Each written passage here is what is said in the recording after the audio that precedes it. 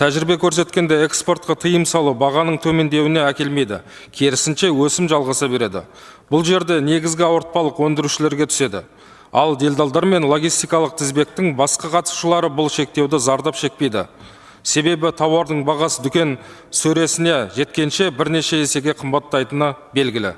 Сарапшылар бағаны тек экспортты шектеу арқылы тұрақтандырудың тиімсіз деп есептейді.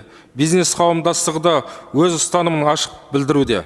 Егер мемлекет ішкі нарыққа қажетті өнім көлемін нақты айқындаса, фермерлер оны қамтамасыз етуге дайын.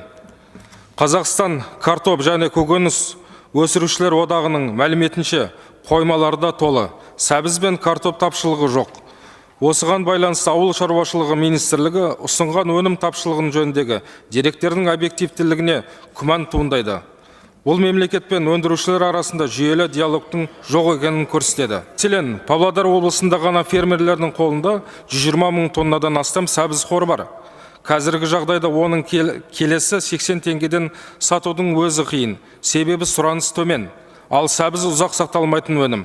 Сондықтан экспортқа уақытша шектеу қолда бар өнімдерді өткізу мүмкіндігін одан әрі тарылтады.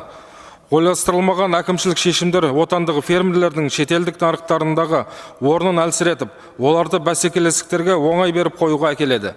Фермерлер жылдар бойы қалыптастырған логистикалы мен серіктестік байланысы бір ғана шешімнің салдарынан үзілуі мүмкін.